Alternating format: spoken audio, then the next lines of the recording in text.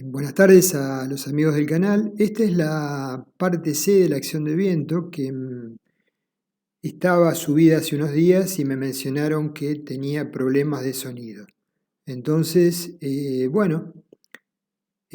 opté por volver a grabarla, así que quienes la hayan visto la pueden omitir. Entonces, la intensidad de la presión, dijimos, en un punto dado un obstáculo que se opone al viento, va a depender de factores diversos como la forma de ese obstáculo, el ángulo de incidencia del viento, la velocidad y densidad del aire, las características superficiales de ese obstáculo y la rigidez de la estructura y el periodo fundamental.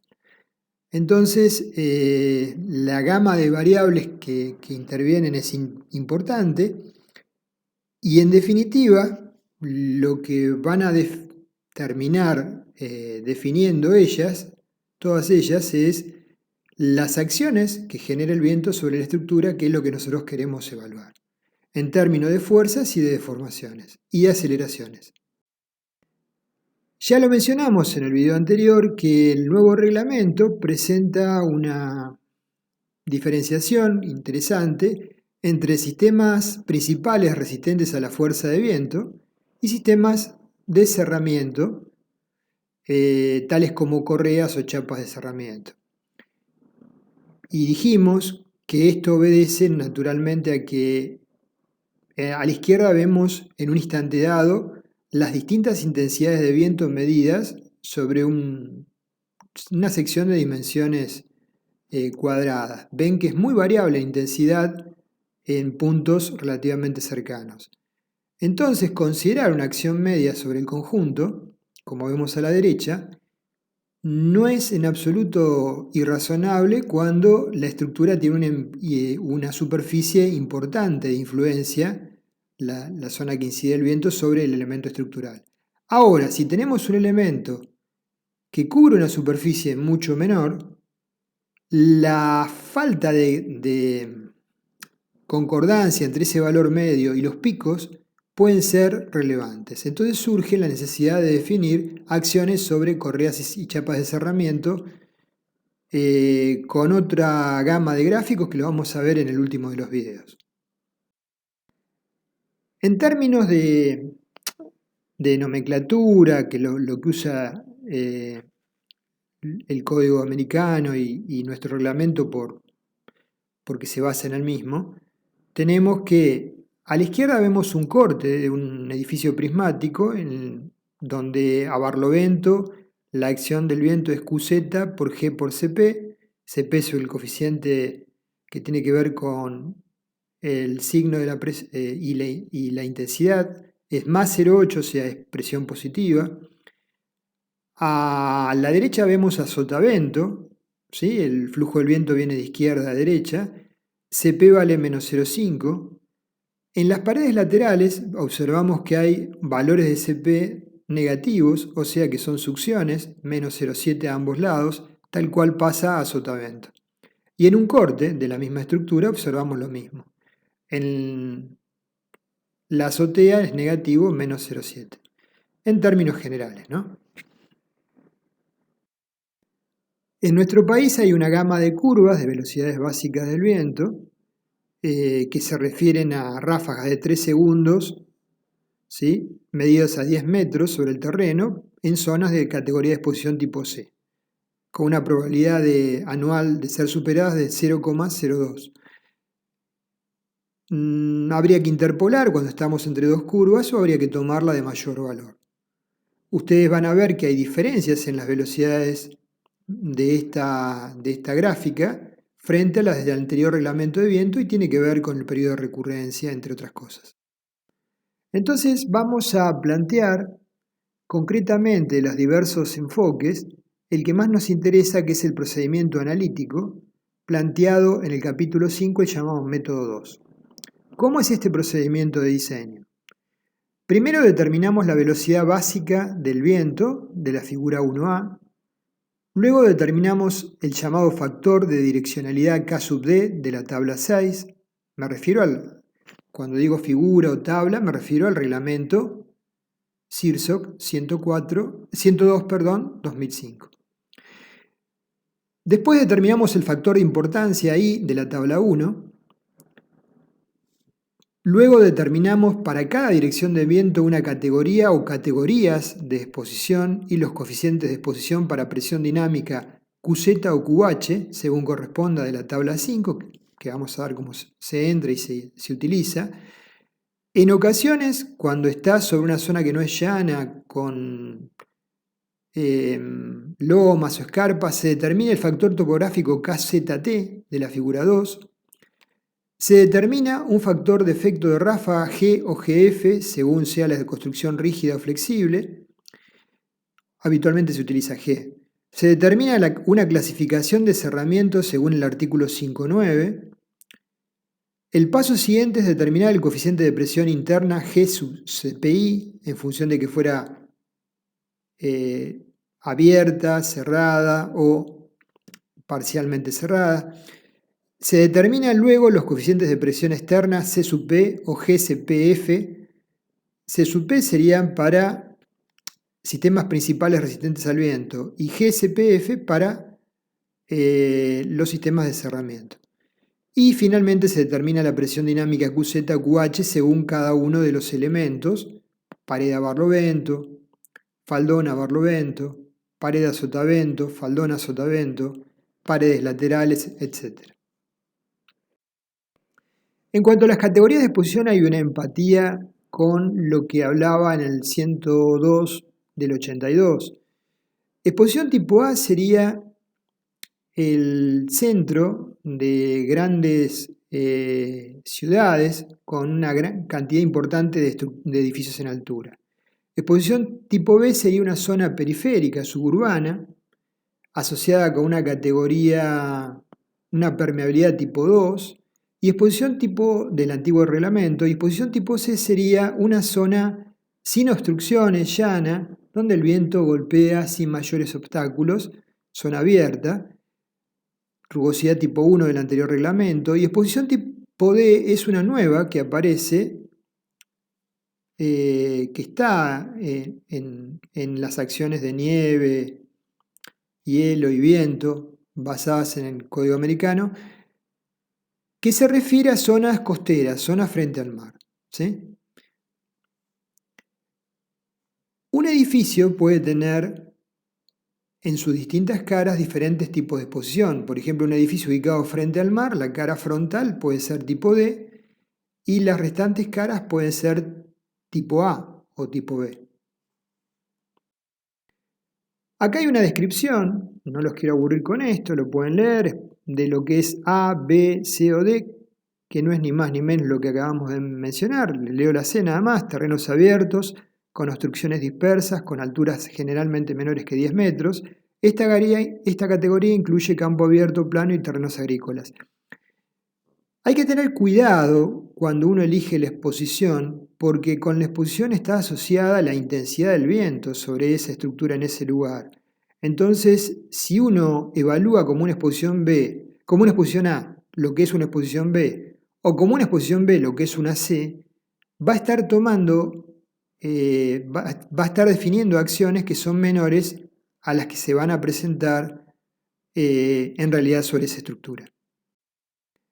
Fotos que el reglamento nos ayuda para exposición tipo A. Tipo B, como dijimos, áreas suburbanas o ciudades con no tantas construcciones en altura. Tipo C, terrenos abiertos. La tipo D es frente al mar. Algunas definiciones. KH es la presión dinámica evaluada a la altura Z igual a H en Newton metro cuadrado. KZ es la presión dinámica evaluada simplemente a una altura Z sobre el nivel del terreno. K sub H es el coeficiente de exposición para la presión dinámica evaluada a la altura Z igual a H. Y ahora luego veremos las tablas a utilizar para determinar estos factores, KH o KZ. Antes mencionaremos brevemente efectos topográficos.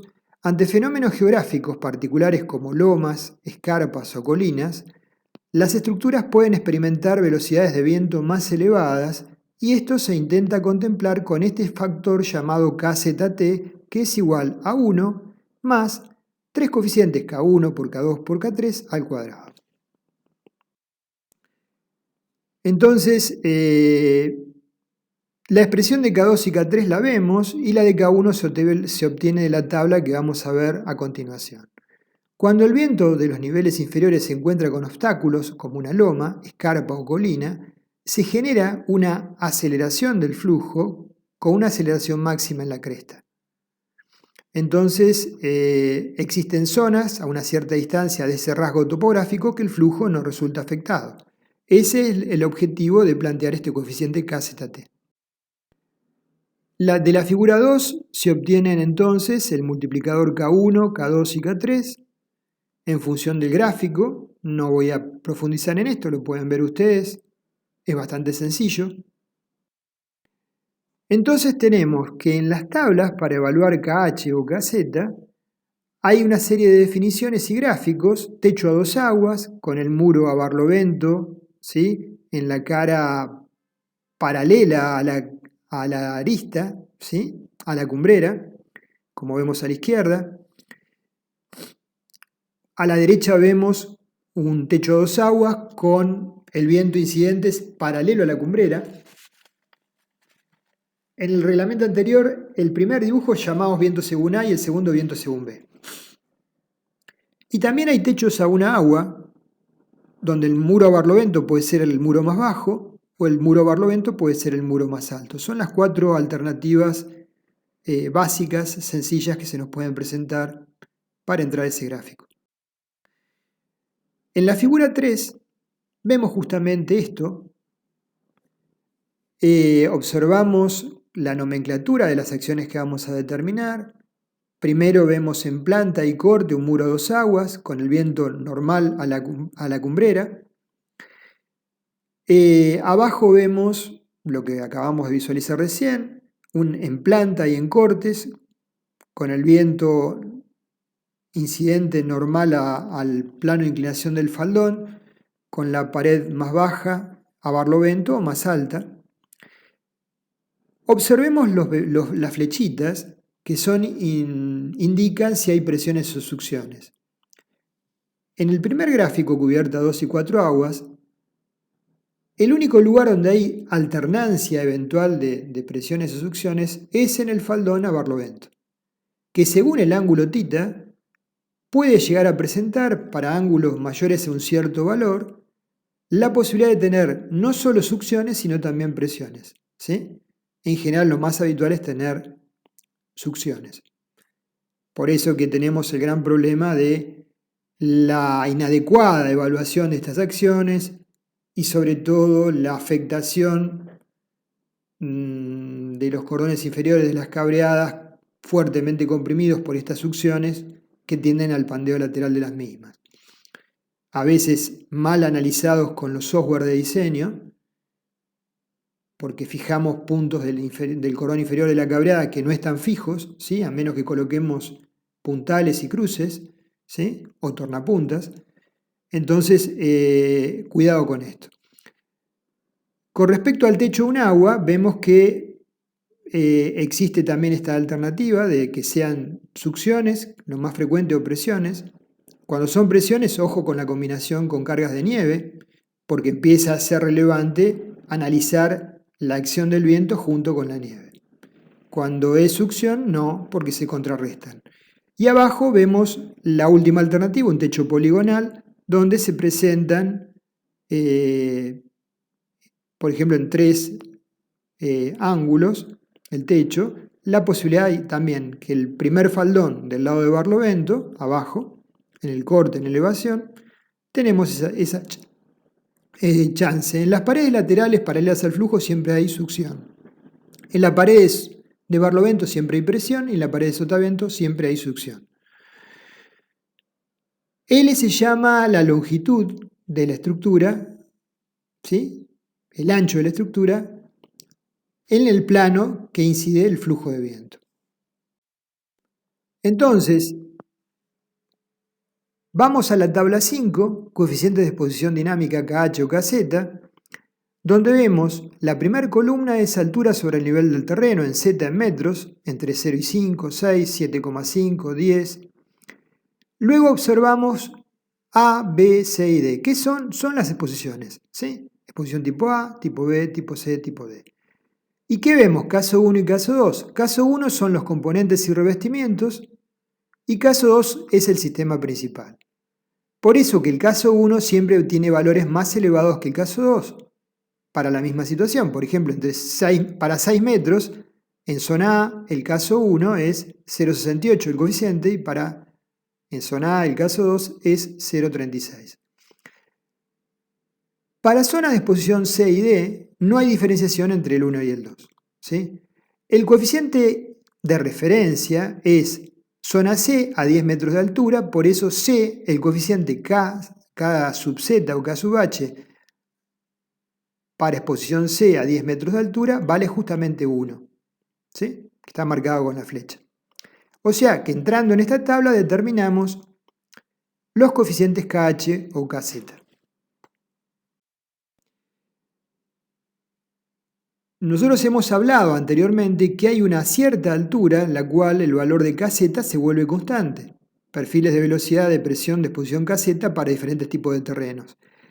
La altura de gradiente es naturalmente más alta en zonas urbanas con grandes construcciones y más baja en zonas en el mar o en zonas de categoría C. Otra posibilidad de obtener los valores de kz es, según el artículo 564, para z entre 5 metros y el valor zg, el valor de altura de gradiente, es la expresión primera, la C3A, o para valores menores que 5 metros, la segunda expresión, donde intervienen el coeficiente alfa que sale de la tabla y el valor de zg que sale de la tabla para evaluar los valores correspondientes y el ZG que sale de la tabla también, ¿no? Los valores correspondientes de kz, si no queremos utilizar la otra tabla. En cuanto al efecto de ráfaga, en el artículo 5.8 se define el factor G. Para estructuras definidas como rígidas, el factor de efecto de ráfaga se debe adoptar igual a 0,85 o determinar mediante la expresión 2 del artículo 5.8.1. Ahora bien, ¿cuándo definimos una estructura como rígida? Cuando la frecuencia natural es mayor a 1 Hz o el periodo fundamental T0 menor que 1 segundo. Recordar que el periodo es 1 sobre la frecuencia natural. Si tenemos dudas, las disposiciones del anexo 3 del reglamento proporcionan métodos alternativos para evaluar la frecuencia natural. El software lo puede brindar, la frecuencia natural de vibración de la estructura que estamos modelando, y si no, tenemos este anexo 3. Acá está, periodo fundamental T, hay 4 clasificaciones, A, B, C y D. Por ejemplo, la D es estructura de contraviento constituida por pórticos metálicos. Periodo fundamental 0,10 de H sobre raíz de L. ¿Sí? H es la altura y L es el ancho de la construcción en la dirección que el viento la golpea. ¿Sí? En la dirección en planta considerada. Entonces, para otro tipo de estructuras, con muros de mampostería, tabiques o pórticos, tendremos el A, el B o el C. Esto nuevamente es para evaluar el periodo fundamental T0 en forma empírica si no contamos con otra metodología más precisa. Aclarando que para estructuras metálicas, si el viento golpea según la cara mayor, L sería el ancho de la estructura, la distancia entre columnas, ¿sí? Y T0 sería 0,10 de H sobre raíz de L. Cerrando ya este video, convención de signos, las presiones positivas actúan hacia la superficie y las presiones negativas actúan desde la superficie hacia afuera, se llaman succiones. La velocidad básica del viento, recordamos, son las volcadas en el mapa, se corresponden con velocidades de ráfaga de 3 segundos a 10 metros sobre el terreno para categoría de exposición C, asociadas con una probabilidad anual de ser superadas o excedidas del 2%. Y para cerrar este video, esta es una experiencia personal, en una oportunidad, una estructura que me tocó diseñar, un hangar de aviación, ubicada en una zona susceptible de grandes nevadas y fuertes vientos. Y una de las hipótesis que planteamos en su momento es que el viento incidiera en la cara frontal con su máxima intensidad con el portón abierto. Y es una posibilidad que siempre hay que analizar porque el viento se embolsa y genera grandes succiones en el interior de la estructura. ¿Y por qué? Ustedes dirán, bueno, si yo tengo un portón de estas dimensiones y hay una intensidad de viento de 150 km por hora, lo voy a cerrar. Pero fíjense lo que pasa con los aviones que están en el playón, que son muy livianos, es necesario ingresarlos al hangar y protegerlos. En este caso estaban en ese tema cuando una ráfaga muy intensa levantó el avión, no estaba en esta posición originalmente, y lo depositó elegantemente así, frente al portón abierto. ¿Sí? Esto ocurrió en Trevelin, un hangar diseñado en su momento, que trabajaba en una metalúrgica, donde se muestra claramente que el portón estaba abierto. Bueno, así quedó el avión, no hubo que lamentar víctimas, afortunadamente, y la estructura se mantuvo sin ningún tipo de inconvenientes. Con esto cerramos este video parte C, que lo estamos subiendo nuevamente por pedido de algunos oyentes que no les pareció adecuado el sonido. Espero que esta vez salga bien. Y terminaremos con un video parte D en unos días más. Gracias.